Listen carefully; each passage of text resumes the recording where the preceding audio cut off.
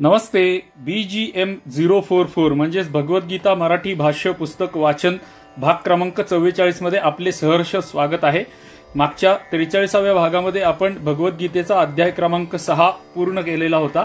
आता या 44व्या भागामध्ये आपल्याला भगवद्गीतेच्या 7व्या अध्यायापासून आरंभ करायचा आहे. प्रत्यक्ष या भागाला आणि पुस्तक वाचनाला आरंभ करण्यापूर्वी आपल्याला विनंती की आपल्याला आता जो स्क्रीनवर आमचा नवीन चॅनल दिसत आहे, केदार पूजा प्रवास या चॅनलचं नाव आहे. या चॅनलवरती आम्ही आपली प्राचीन मंदिरं, तीर्थक्षेत्र आणि पर्यटन स्थळ यांचे व्हिडिओ बनवून अपलोड करायला सुरुवात केलेली आहे. आपल्याला जर प्राचीन मंदिरं, कोरीवकाम, नक्षीकाम असलेली सुंदर मंदिरं आणि आपली तीर्थक्षेत्र यांमध्ये रस असेल, ही मंदिरं बघण्यामध्ये रस असेल, तर कृपया आमच्या ह्या केदार पूजा प्रवास चॅनलला सुद्धा सबस्क्राईब किंवा फॉलो करा, ही आपल्याला नम्र विनंती आहे. चला तर मग आता आपल्या आजच्या विषयाकडे जाऊयात. भगवद्गीता अध्याय क्रमांक 7. प्रत्यक्ष वाचन चालू करण्यापूर्वी परमेश्वराचं ध्यान करूयात. ओम श्री परमात्मने नमः.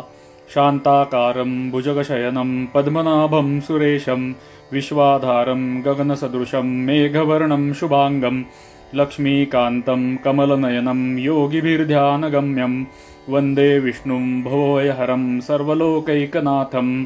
ओम श्री परमात्मने नमः. आता जे दर्शक नवीन आहेत त्यांच्यासाठी पुन्हा एकदा आठवण करतो. या उपक्रमासाठी, भगवद्गीता समजण्याच्या आपल्या उपक्रमासाठी आपण जे गीता प्रेस गोरखपूरचं पुस्तक वाचत आहोत, जे आपल्याला आता स्क्रीनवर दिसत आहे, त्याचं नाव आहे श्रीमद भगवद्गीता तत्वविवेचनी हिंदी टीकेचा मराठी अनुवाद.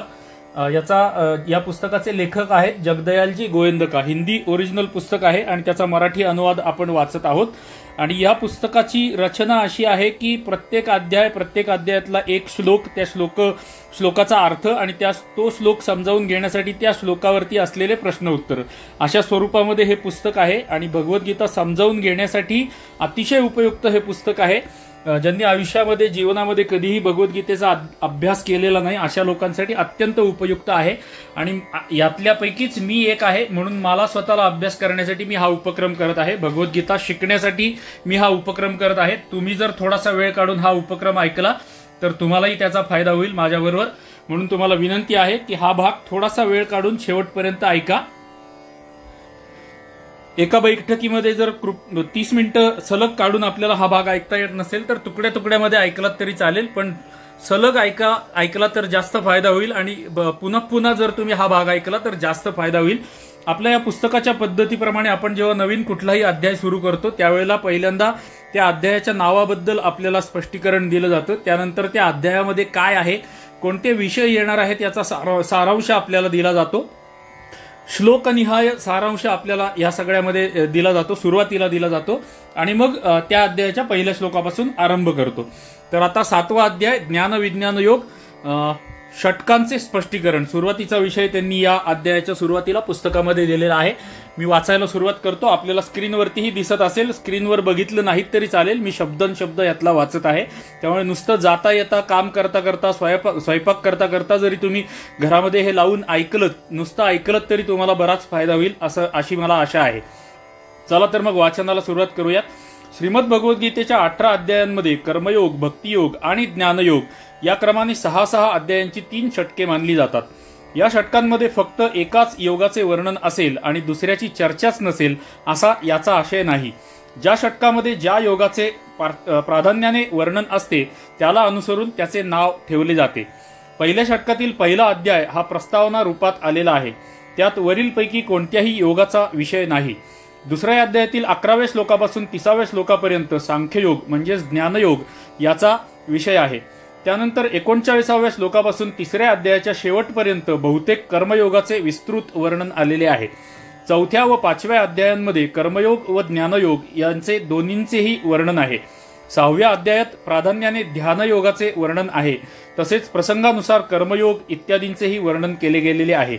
अशा प्रकारे जरी या पहिल्या षटकात सर्व विषयांचे मिश्रण आहे तरी दुसऱ्या 2 षटकांपेक्षा यात कर्मयोगाचे वर्णन अधिक आहे. या दृष्टीने याला कर्मयोग प्रधान असे षटक मानले जाते. 7व्या अध्यायापासून 12व्या अध्यायापर्यंतच्या मधल्या षटकात प्रसंगावशात कुठे कुठे इतर विषयांची चर्चा असली तरी या सर्व अध्यायांमध्ये प्राधान्याने भक्तियोगाचेच विषाद वर्णन आलेले आहे. म्हणून या मधल्या षटकाला भक्तिप्रधान मानणे हे योग्यच होय. म्हणजे 7व्या अध्यायापासून 12व्या अध्यायापर्यंत भक्तियोगाचं वर्णन जास्तीत जास्त भगवद्गीतेमध्ये आलेलं आहे. त्यामुळे हे जे षटक आहे याला भक्तियोग किंवा भक्तिप्रधान षटक असं भगवद्गीतेमधले म्हटलं जातं. अंतिम षटकात 13व्या व 14व्या अध्यायांमध्ये स्पष्टतः ज्ञानयोगाचे प्रकरण आहे. 15व्या अध्यायामध्ये भक्तीचे वर्णन आहे. 16व्या अध्यायामध्ये दैवी व आसुरी संपत्तीचे स्पष्टीकरण आहे. 17व्या अध्यायामध्ये श्रद्धा, आहार, यज्ञ, दान व तप इत्यादींचे निरूपण आहे.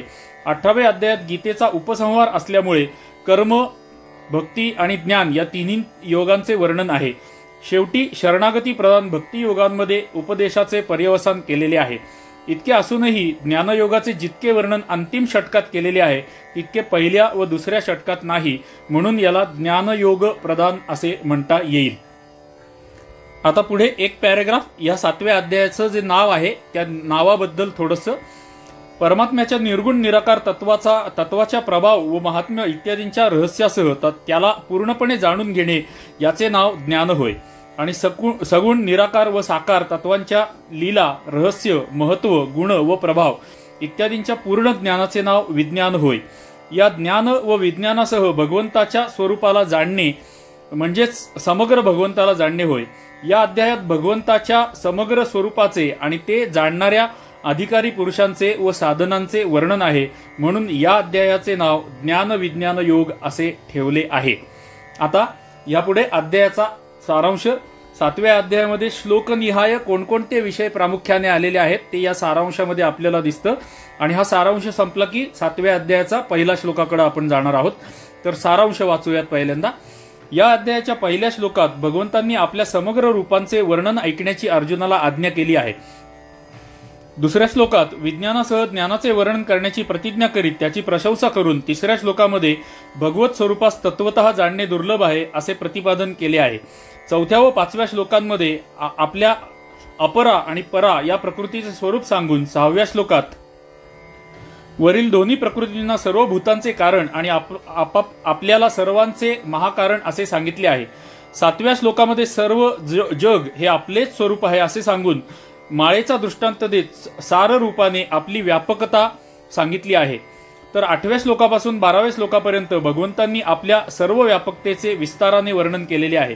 13व्या श्लोकात स्वतःला म्हणजे भगवंताला तत्वतः न जाणण्याचे कारण स्पष्ट करून 14व्या श्लोकामध्ये आपली माया ही अत्यंत दुस्वर असल्याचे वर्णन करीत त्यातून तरुण जाण्याचा उपाय भगवंतांनी सांगितलेला आहे. 15व्या श्लोकात पापात्मा व मूढ अशा मनुष्यांकडून भजन होत नसल्याचे सांगून 16व्या श्लोकात 4 प्रकारच्या पुण्यात्मा अशा भक्तांबद्दल सांगितले आहे.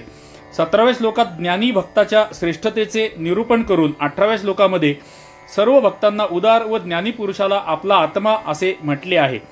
19व्या श्लोकात ज्ञानी भक्ताच्या दुर्लभतेचे वर्णन केले आहे. 20व्या श्लोकात इतर देवोपासकांसंबंधी सांगून 21व्या श्लोकात इतर देवांबद्दल श्रद्धा स्थिर ठेवण्याचे आणि 22व्या श्लोकामध्ये त्यांच्या उपासनेच्या फलाचे निरूपण केले आहे. 23व्या श्लोकात इतर देवांच्या उपासनेचे फल नाशवंत असल्याचे सांगून आपल्या उपासनेने आपली प्राप्ती हेच महान फल आहे असे सांगितले आहे. 24व्या व 25व्या श्लोकात आपले गुण, प्रभाव आणि स्वरूप यांना न जाणण्याचे कारण वर्णन करून 26व्या श्लोकामध्ये मी सर्वांना जाणतो परंतु मला कोणी जाणत नाही असे सांगितले आहे. दर्शको, आता तुमच्या लक्षात आलं असेल एकेका श्लोकामध्ये काय आलेलं आहे. एकेका वाक्यात आपल्याला इथे पुस्तकाचे लेखक जगदयालजी गोयंदका सांगत आहेत. जगदयालजी गोयंदका, गीता प्रेस गोरखपूर आणि अनुवाद करणारे कुलकर्णी महोदय यांचे आपण खूप अत्यंत आभारी आहोत. पुढचं वाक्य 27व्या श्लोकामध्ये न जाणण्याचे कारण सांगत भगवंतांनी 28व्या श्लोकात आपल्याला भजणाऱ्या दृढव्रती श्रेष्ठ भक्तांची लक्षणे सांगितली आहेत. त्यानंतर 29व्या श्लोकात भगवंतांचा आश्रय घेऊन प्रयत्न करणाऱ्या माणसाला ब्रह्मप्राप्ती होते असे सांगून 30व्या श्लोकात आपले समग्र स्वरूप जाणण्याचा महिमा सांगत अध्यायाचा उपसंहार भगवंतांनी केलेला आहे. म्हणजे हा अध्याय जो आहे संपूर्णपणे भगवंतांचा उपदेश आहे, श्रीकृष्णाचा उपदेश आहे. श्रीकृष्णांनी दिलेला उपदेश अर्जुनासाठी आणि आपल्यासाठी सुद्धा. भक्ती योगाला आरंभ इथून आपण करत आहोत. आता आपल्या नेहमीच्या पुस्तकाच्या पद्धतीप्रमाणे प्रत्येक श्लोकाचा संबंध पहिल्यांदा दिलेला असतो, मग संस्कृत श्लोक, त्याच्यानंतर त्याचा मराठी अर्थ आणि त्याच्यानंतर तो श्लोक समजावून घेण्यासाठी त्याच्यावरची प्रश्न उत्तर, अशी आपली स्वरूप आहे या पुस्तकाचं. आता आपण पहिल्यांदा पहिल्या श्लोकाचा संबंध वाचत आहोत.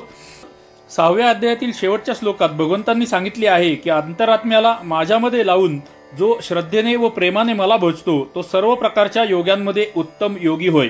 परंतु भगवंताचे स्वरूप, गुण आणि प्रभाव हे जोपर्यंत मनुष्य जाणू शकत नाही तोपर्यंत त्याच्याकडून अंतरात्म्याचे द्वारा निरंतर भजन होणे फार कठीण आहे.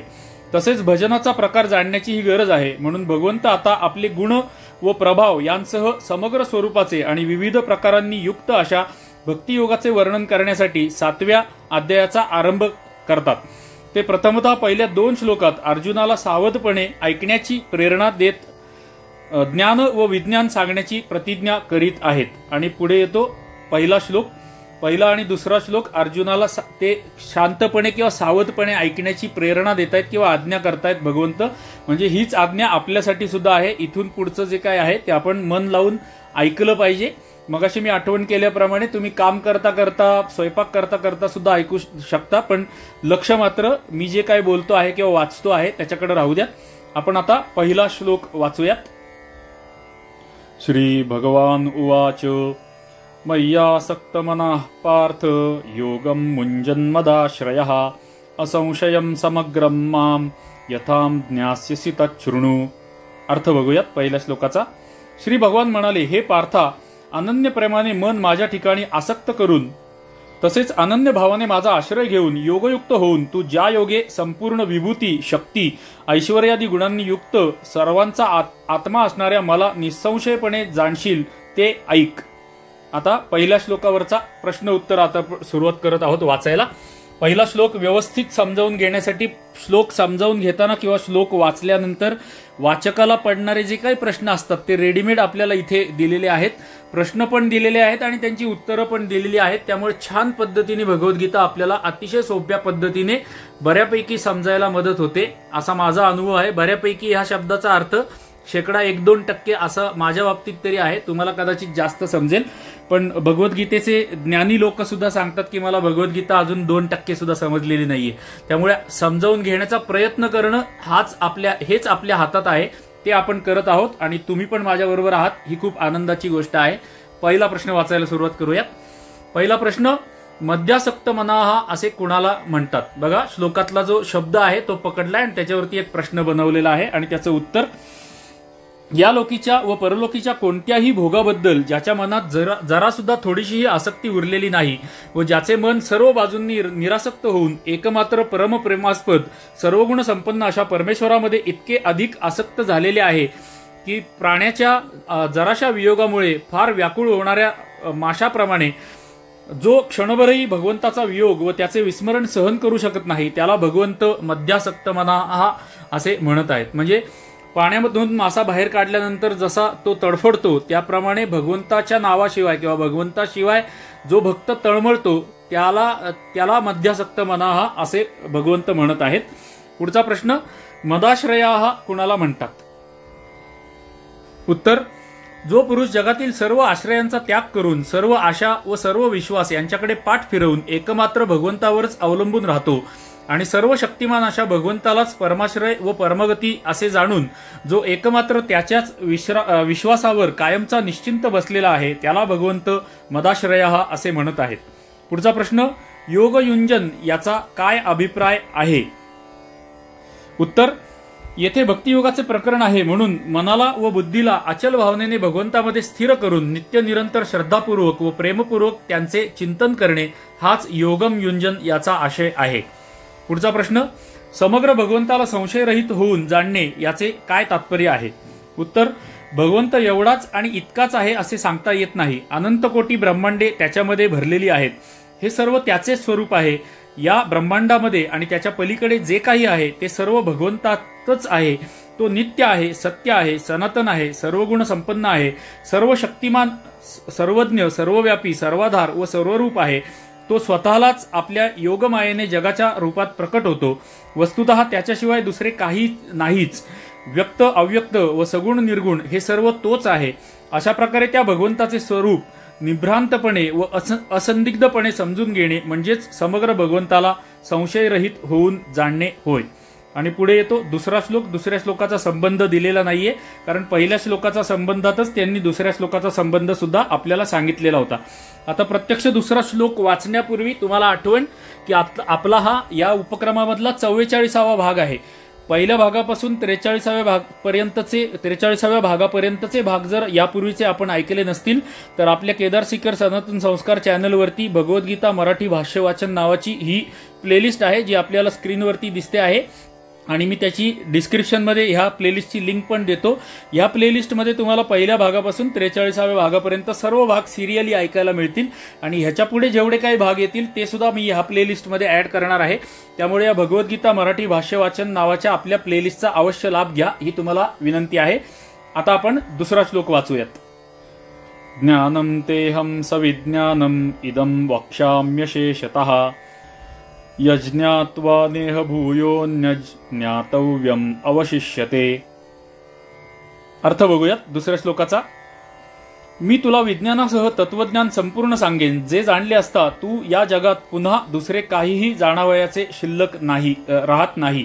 म्हणजे मी तुला जे काय आता ह्याच्या पुढे सांगणार आहे ते जर तू जाणलंस, त्याचा अर्थ जर तू समजावून घेतलास, तर या जगामध्ये जाणून घेण्यासारखं किंवा शिकण्यासारखं दुसरं काही तुझ्याकडे राहणार नाही, असं भगवंत अर्जुनाला म्हणजेच आपल्याला सांगत आहेत. पहिला प्रश्न दुसऱ्या श्लोकावरचा.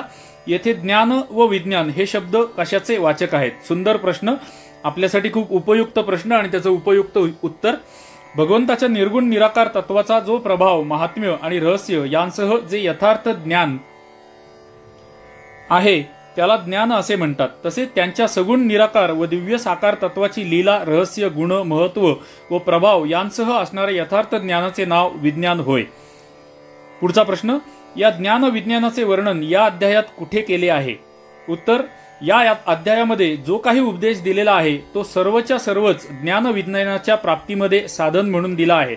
उदाहरणार्थ 13व्या अध्यायातील 7व्या श्लोकापासून 11व्या श्लोकापर्यंत ज्ञानाच्या साधनांना ज्ञान असे म्हटले आहे. तसेच हा संपूर्ण अध्यायच ज्ञान विज्ञानाच्या उद्देशाने पूर्ण असल्यामुळे ज्ञान विज्ञान स्वरूपच समजला पाहिजे. पुढचा प्रश्न. पुढे सांगितल्या जाणाऱ्या विज्ञानासह ज्ञान जाणून घेतल्यावर जगात काहीही जाणणे शिल्लक राहत नाही, हे कसे म्हटले आहे? उत्तर. ज्ञान व विज्ञान यांच्याद्वारे भगवंताचे समग्र स्वरूप चांगल्या प्रकारे कळून येते. हे विश्व, ब्रह्मांड तर भगवंताच्या समग्र स्वरूपाचा एक लहानसा फक्त अंश आहे. जेव्हा मनुष्य भगवंताचे समग्र रूप जाणून घेतो तेव्हा स्वाभाविकपणे त्याला काहीही जाणण्यासारखे उरत नाही. भगवंतांनी 10व्या अध्यायाच्या शेवटी स्वतः म्हटले आहे, हे अर्जुना, तुला जास्त जाणण्याची काय गरज आहे?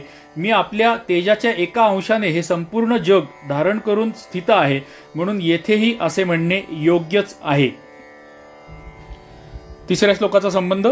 आपल्या समग्र रूपाचे ज्ञान विज्ञान सांगण्याची प्रतिज्ञा करून आता भगवंत आपले ते स्वरूप तत्वतः जाणण्यास दुर्लभ असल्याचे प्रतिपादन करत आहेत. आणि पुढे येतो तिसरा श्लोक. मनुष्याणाम सहस्रेषु कश्चिद्यतति सिद्धये यततामपि सिद्धानाम कश्चिन्माम वेत्ति तत्वतः. अर्थ बघूया तिसऱ्या श्लोकाचा.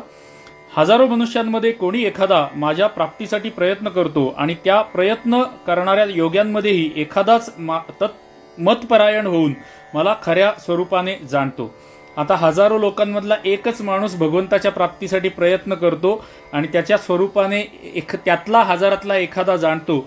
आपण त्या मार्गावरती आहोत, ही आनंदाची गोष्ट आहे. पहिला प्रश्न तिसऱ्या श्लोकावरचा. येथे मनुष्य या शब्दाच्या प्रयोगाचा भावार्थ काय आहे? उत्तर. मनुष्य या शब्दाच्या प्रयोगामध्ये एक तर असा भावार्थ आहे की मनुष्य योनी मोठी दुर्लभ आहे. भगवंतांच्या फार मोठ्या कृपेने ही मनुष्य योनी प्राप्त होते, कारण या योनीत सर्वांना भगवत प्राप्तीसाठी साधन करण्याचा जन्मसिद्ध अधिकार आहे. यासाठी जात, वर्ण, आश्रम आणि देश यांच्या भिन्नतेचा कोणताही प्रतिबंध नाही. अत्यंत महत्वाची वाक्य आहेत, पुन्हा एकदा वाचतो. कारण या मनुष्य योनीमध्ये सर्वांना भगवत प्राप्तीसाठी साधन करण्याचा जन्मसिद्ध अधिकार आहे. यासाठी जात, वर्ण, आश्रम आणि देश यांच्या भिन्नतेचा कोणताही प्रतिबंध नाही. याशिवाय असाही एक भावार्थ आहे की मनुष्य तर जितक्या योनी आहेत त्यात नवीन कर्म करण्याचा अधिकार नाही, म्हणून त्या योनींमध्ये प्राणी भगवत प्राप्तीसाठी साधन करू शकत नाही. पशु, पक्षी, कीटक, पतंग इत्यादी तिर्यक योनीमध्ये साधन करण्याची शक्ती व योग्यताच नसते. देवादी योनींमध्ये शक्ती असूनही ते भोगांच्या विपुलतेमुळे व विशेषतः अधिकार नसल्यामुळे साधन करू शकत नाहीत. तिर्यक किंवा देवादी योनींमध्ये कुणाला जर परमात्म्याचे ज्ञान झाले तर त्यात भगवंताच्या किंवा महत्पुरुषाच्या विशेष दयेचा प्रभाव व महत्व आहे. पुढचा प्रश्न, हजारो माणसात एखादाच भगवंताच्या प्राप्तीसाठी साधन करतो, याचे कारण काय? सुंदर प्रश्न आणि सुंदर उत्तर. भगवत कृपेमुळे मनुष्य शरीर प्राप्त झाल्यावरही जन्मजन्मांतराच्या संस्कारांमुळे भोगांबद्दल अत्यंत आसक्ती व भगवंतांबद्दल श्रद्धा व प्रेम यांचा अभाव किंवा जाणीव राहिल्यामुळे बहुतेक माणसे या मार्गाकडे वळत नाहीत. ज्याचे पूर्वसंस्कार शुभ असतात, भगवंत, महापुरुष व शास्त्र यांच्याबद्दल ज्याला काही श्रद्धा भक्ती असते आणि पूर्वपुण्याच्या संचयामुळे व भगवत कृपेमुळे ज्याला सत्पुरुषांची संगती प्राप्त होते, असा पुरुष हजारो माणसांमध्ये एखादाच असतो व तो या मार्गाकडे प्रवृत्त होऊन प्रयत्न करतो. पुढचा प्रश्न, भगवंताच्या प्राप्तीसाठी प्रयत्न करणाऱ्या माणसांमध्ये कोणी एखादाच भगवंताला तत्वतः जाणतो, याचे कारण काय? सर्वजण त्याला का जाणू शकत नाहीत? उत्तर, याचे कारण असे की पूर्वसंस्कार, श्रद्धा, प्रीती, सत्संग व प्रयत्न यांच्या तारतम्याने सर्वांचे साधन एकसारखे नसते. अहंकार, ममत्व, कामना, आसक्ती व संगदोष इत्यादींमुळे नाना प्रकारची विघ्ने सुद्धा येतच राहतात. म्हणून ज्यांची श्रद्धा, भक्ती व साधना पूर्ण होते त्यांना याच जन्मी भगवंताचा साक्षात्कार होऊ शकतो, असे फारच थोडे पुरुष निघतात. तिसऱ्या श्लोकावरचा शेवटचा प्रश्न, प्रयत्न करणाऱ्यांच्या बरोबर सिद्ध हे विशेषण कोणत्या अभिप्रायाने लावले आहे? उत्तर, भोगांमध्ये रमलेल्या विषयासक्त मनुष्यापेक्षा परमात्म्याच्या प्राप्तिरूप परमसिद्धीसाठी जो प्रयत्न करतो तोही सिद्धच होय, असा याचा अभिप्राय आहे. आणि पुढे येतो चौथ्या श्लोकाचा संबंध. परंतु आपण प्रत्येक भाग 30 मिनिटाच्या अलीकडेच संपवण्याचं ठरवलेलं आहे. 20-25 मिनिटं, जास्तीत जास्त 30 मिनिटं आपण प्रत्येक भाग करायचं ठरवलेलं आहे, कारण ऐकायला सोपं जावं. आणि प्रत्येक भाग आपण भगवद्गीता मराठी भाष्य वाचन नावाच्या प्लेलिस्टमध्ये ऍड करत आहोत. तुम्ही हा भाग शेवटपर्यंत ऐकल्याबद्दल तुमचं खूप खूप अभिनंदन आणि तुम्हाला धन्यवाद. आपल्याला विनंती आहे की आमच्या केदार पूजा प्रवास चॅनल या चॅनलवरील मंदिरांचे, प्राचीन मंदिरांचे, नक्षीकाम, कोरीवकाम असलेल्या मंदिरांचे व्हिडिओ सुद्धा बघा. ते व्हिडिओ सुद्धा तुम्हाला आवडतील आणि आमच्या त्या चॅनललाही आपण सबस्क्राईब करा, ही आपल्याला विनंती आहे. जर आमचा भगवद्गीता शिकण्याचा हा प्रयत्न आपल्याला आवडला असेल तर कृपया व्हिडिओला लाईक करा. 1-2 ओळींची छोटीशी कॉमेंट लिहा, कोणत्याही भाषेत लिहा, पण एक कॉमेंट अवश्य लिहा. तुम्ही जेवढे लाईक कराल आणि जेवढ्या जास्तीत जास्त कॉमेंट ह्या व्हिडिओला येतील तेवढं जास्तीत जास्त हा भगवद्गीतेचं ज्ञान पसरवणारा व्हिडिओ जास्तीत जास्त लोकांना आपोआप दाखवला जाईल. त्यामुळे तुमच्या कॉमेंट अत्यंत महत्त्वाच्या आहेत, त्यामुळे कॉमेंट करा. आपल्या केदार सीकर सनातन संस्कार चॅनलला जर आपण अजून सबस्क्राईब केलं नसेल तर कृपया सबस्क्राईब करा, ही पण आपल्याला विनंती आहे. चला तर मग पुढच्या भगवद्गीतेच्या 45व्या भागामध्ये भेटूयात. तिथे आपण भगवद्गीतेच्या 7व्या अध्यायाच्या 4थ्या श्लोकापासून आरंभ करणार आहोत. तोपर्यंत आपण सर्वांना जय श्री हरी, जय श्री हरी, जय श्री हरी. धन्यवाद.